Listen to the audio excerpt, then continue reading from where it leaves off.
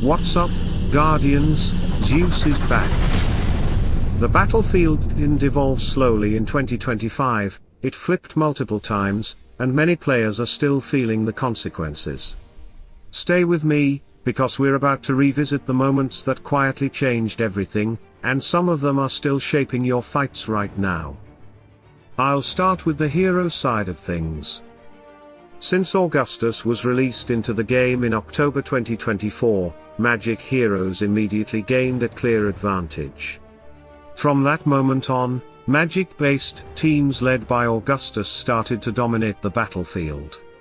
The combination of strong Magic scaling and Augustus mechanics pushed these teams to the top, and very quickly, the meta began to revolve around Magic damage dealers rather than physical attackers. In February 2025, we got the first new hero of the year, Folio. Folio was a solid addition to the roster and definitely gave players more flexibility and more team building options. However, he wasn't a true game changer. He fit well into certain compositions, but when compared to the raw impact of the Augustus-Orion duo, Folio simply couldn't compete. He expanded the toolbox, but he didn't redefine the meta. Traditionally, Magic-based heroes are weaker on the armor side, which makes them vulnerable to physical attackers.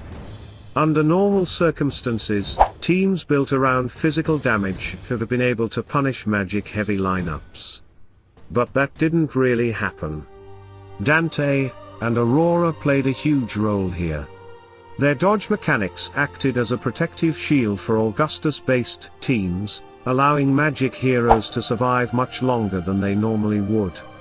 At the same time, Isaac, who used to be a universal answer against Magic teams, was no longer reliable. He worked only in very specific setups and lost his status as a hero you could safely slot into almost any team. This Magic dominance continued all the way until April, when Lyria was introduced into the game. Lyria brought truly game-changing mechanics. By reducing dodge effectiveness, she directly attacked the core defensive layer that protected Magic teams through Aurora and Dante. Once that dodge protection was gone, everything shifted. A new era started in Dominion almost overnight. Very quickly, physical attack teams took over. Many players were heavily affected by this change, especially those who relied on Dante as a cornerstone of their lineups. Suddenly, strategies that worked for months stopped working. The new gameplay demanded major adjustments and, for many players, significant investments into new heroes and new team structures. The meta didn't slowly evolve here, it flipped. The next hero was Zeus, a healer. As expected, Zeus didn't dramatically change the battlefield. He mainly reinforced the dominance of physical teams by offering sustain and stability, but realistically, a healer alone is rarely capable of reshaping the entire game. Shortly after that, we received a rework for Chaba. A long-forgotten hero became noticeably stronger, but still not strong enough to leave a real mark on the meta or force players to rethink their core strategies. Then came a much more impactful moment, the Krista rework, followed just 1 week later by the release of Cascade. Krista became significantly stronger, gained more utility through her skills, and suddenly paired extremely well with Cascade. Cascade, in particular, introduced another major shift. With Cascade in the game, every Magic hero now deals Magic damage with their basic attacks. This single change dramatically increased overall damage output. What this meant in practice was brutal. Heroes like Dante, who relied on positioning and survivability, could now be eliminated within the first 10 seconds of battle if placed in front. Cascade flipped the battlefield again, though not as overwhelmingly as Augustus did. Magic heroes regained an advantage over physical attackers, but this time Isaac returned to many formations as a viable counter. As a result, the battlefield became more balanced, unlike the earlier months where dominance swung sharply from Magic to physical and back again. In August, we had the Lara Croft event. Since Lara Croft is a collaboration hero, her soul stones aren't normally available in the game, and many players simply didn't have access to her. With this event, that changed. A large portion of the player base finally unlocked Lara Croft.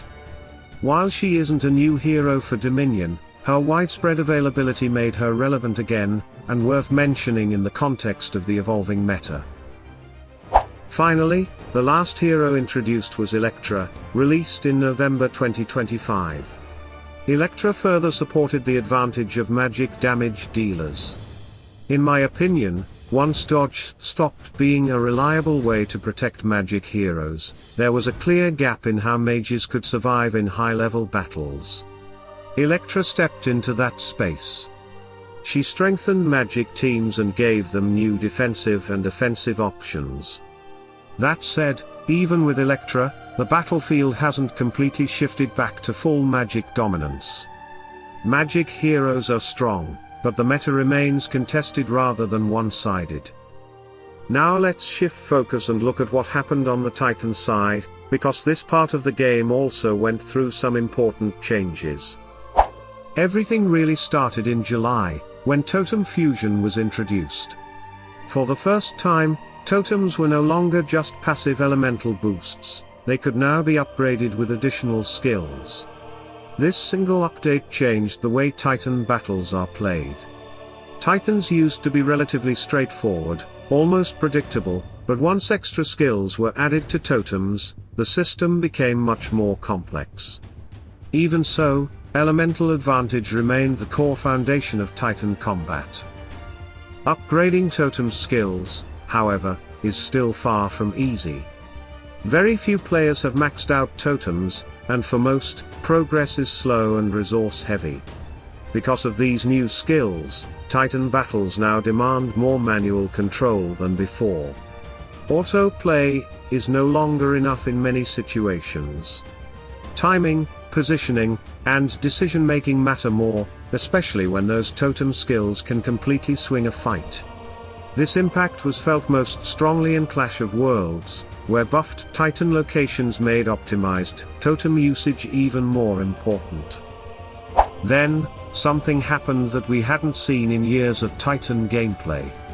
In October, a brand new Titan was introduced, Verdok.